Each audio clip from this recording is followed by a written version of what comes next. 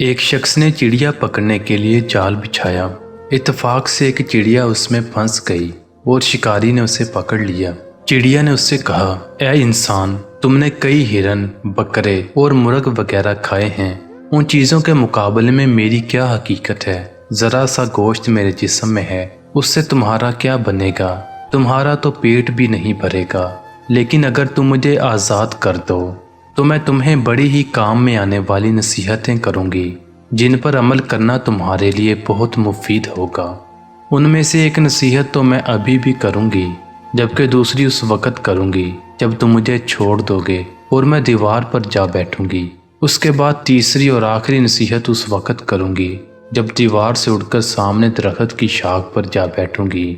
اس شخص کے دل میں تجسس پیدا ہوا کہ نہ جانے چڑیا کیا فائدہ مند نصیحتیں کرے گی۔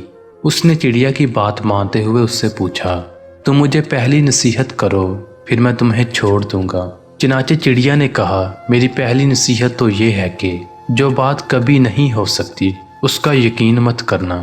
یہ سن کر اس آدمی نے چڑیا کو چھوڑ دیا اور وہ سامنے دیوار پر جا بیٹھی۔ پھر بولی، میری دوسری نصیحت یہ ہے کہ جو بات ہو جائے اس کا غم نہ کرنا۔ اور پھر کہنے لگی، اے بھلے مانس، تم نے مجھے چھوڑ کر بہت بڑی غلطی کی، کیونکہ میرے پیٹ میں پاؤ بھر کا انتہائی نایاب پتھر ہے۔ اگر تم مجھے ذبح کرتے اور میرے پیٹ میں سے اس موتی کو نکال لیتے تو اس کے فروخت کرنے سے تمہیں اس قدر دولت حاصل ہوتی کہ تمہاری آنے والی کئی نسلوں کے لیے کافی ہوتی اور تم بہت بڑے رئیس ہو جاتے۔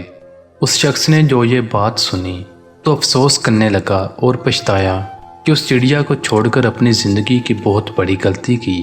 اگر اسے نہ چھوڑتا تو میری نسلیں سنور جاتی۔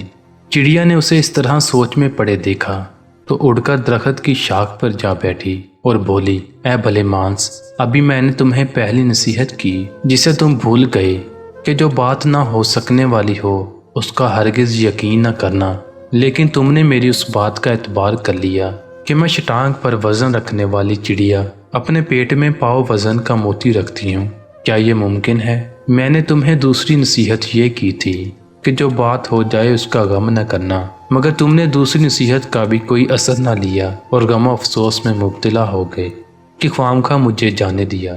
تمہیں کوئی بھی نصیحت کرنا بالکل بیکار ہے۔ تم نے میری پہلی دو نصیحتوں پر کب عمل کیا جو تیسری پر کرو گے؟ تم نصیحت کے قابل نہیں۔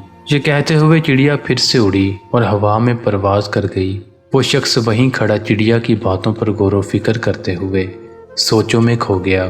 وہ لوگ خوش نصیب ہوتے ہیں جنہیں کوئی نصیحت کرنے والا ہو۔ ہم اکثر خود کو عقل کل سمجھتے ہوئے اپنے مخلص ساتھیوں اور بزرگوں کی نصیحتوں پر کان نہیں دھرتے اور اس میں نقصان ہمارا ہی ہوتا ہے۔